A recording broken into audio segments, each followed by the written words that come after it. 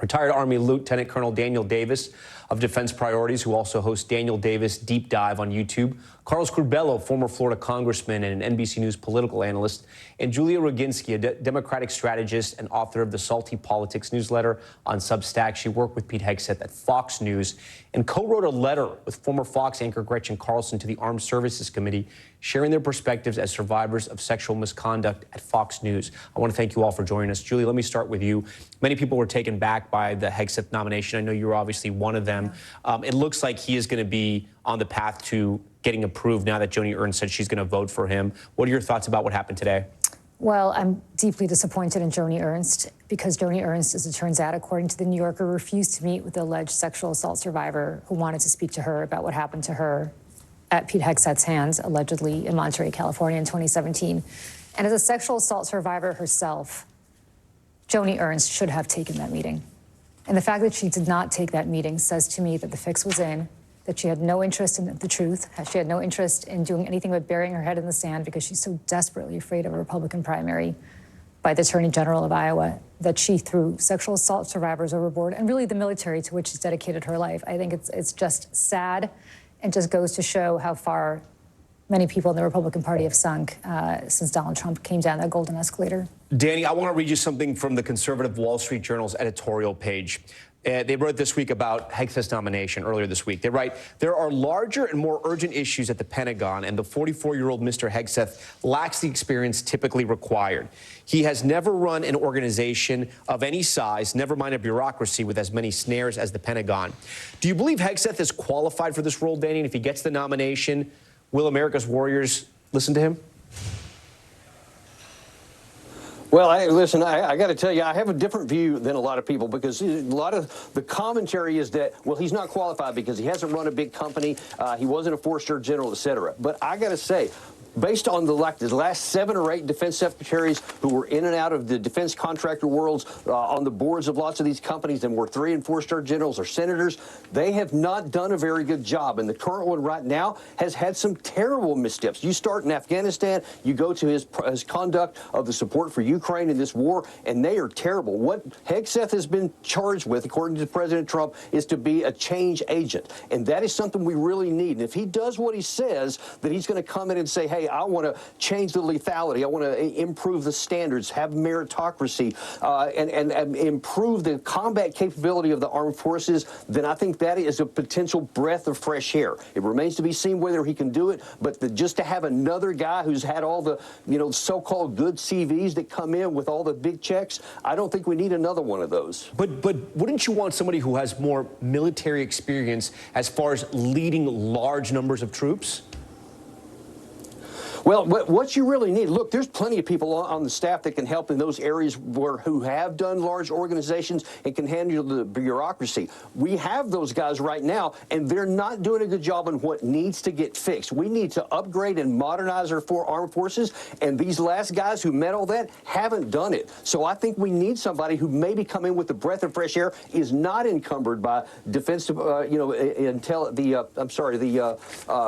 defense contractor world, et cetera. We need to get somebody that's not one of those that can actually focus on what the war fighter cares about. And as someone who also was a combat vet, like Hegseth was, I'm glad we have somebody in there that's got a little bit more frequent combat experience that can bring that to the table and make the changes. Carlos, you know how Capitol Hill works, right? With Joni Ernst saying tonight that she's going to vote yes on Hegseth, is he pretty much confirmed? Well, Tom, it certainly clears the path for him, but we still have to hear from those key swing Republican senators, Collins, Murkowski, Cassidy, Curtis, McConnell, the ones who came out and sunk the Matt Gaetz nomination before it could get off the ground. Those are the members. If any of these nominees go down, those senators are somehow going to be involved, at least some of them, in taking down potential nominees. So once he gets a green light for at least some of those, then we can say Pete Hegseth is certainly going to be confirmed and will be the next Secretary of Defense. But without a doubt, today was a good day for him. Julie, that hearing got pretty nasty. It got pretty personal. Did Democrats go too far? I mean, could they have made that point without bringing Hegseth's daughter in the mix, who's 7 years old? I don't think they brought Hegseth's daughter, and I think they asked about his fitness to run an organization. Well, they did. They asked about the daughter that he had an affair with. They asked about him cheating on his wife. And then he had a daughter through that, yeah. Had a daughter through that. I don't think anybody's attacking her Yeah. daughter or their daughter. Look, this is somebody who thinks women don't belong in the military, regardless of what he said today and the caveats he put in today. This is somebody who doesn't believe that gay men and women belong in the military. These are people who have fought and bled and died for this country. And yet he has some sort of belief that because of their gender, because of their sexual orientation, they don't belong in the military. That's incredibly dispiriting to the men and women who are fighting in the military right now. He refused to answer whether being a sexual assailant is disqualifying. And the reason for that, I think, is not just because of his own history, because obviously nobody knows what happened there, but because his boss, Donald Trump, the commander-in-chief, is an adjudicated sexual assailant. And he can't say that that's disqualifying. He wouldn't say whether he would basically throw out posse comitatus and agree to open fire on Americans in their own streets, the way that Donald Trump wanted Secretary Esper to do in the last administration. All sorts of these things are things that are just absolutely disqualifying to the morale of this country. I cannot imagine being an 18-year-old who's signing up to serve in the armed forces, who has to now wonder whether he's going to have to open fire on his own countrymen and women. You know, that's something that I think is lost in the sauce here.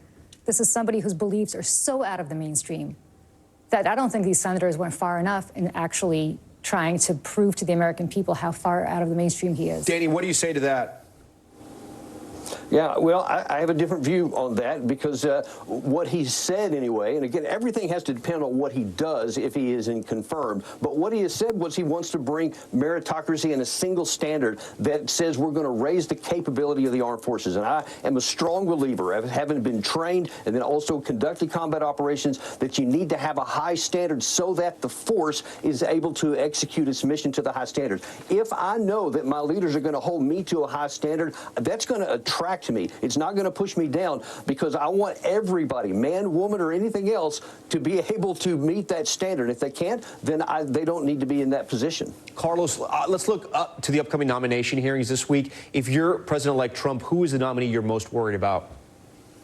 Probably someone like Tulsi Gabbard, because it's such a sensitive area, right? National intelligence. She has made so many controversial comments in the past. I know there are still Republican senators who have reservations about her. Kash Patel's another one, because he is going to be in charge of an agency that's so powerful, that has these broad investigatory powers. There are some Republicans who have reservations about him. So I think those two are probably still going to have a tough time, still have to win over some of those swing Republicans I mentioned to you earlier. But I will say one thing, Tom, when the Democratic opposition appears to be too personal, when it appears that it's a character assassination campaign without concrete evidence, that strategy tends to backfire, and it actually unites Republicans behind some of these candidates. So I think Democrats have to ask tough questions, but unless they have concrete evidence against a nominee, attacking someone's character in such an aggressive way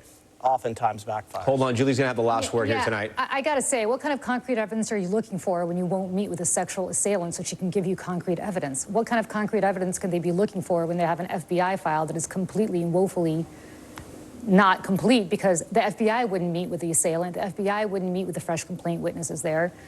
You're not looking for concrete evidence. In fact, you're looking for everything that you can possibly do as a Republican, not you personally, I'm talking about the Republican Senate, to bury their heads in the sand so that they don't receive concrete evidence that would prevent them from voting for Pete Hegseth or Tulsi Gabbard or anybody else that they want passed, because that's what Donald Trump demands. That's the difficulty here. Julie, Danny, Carlos, we thank you for this spirited conversation. We're going to continue it all week.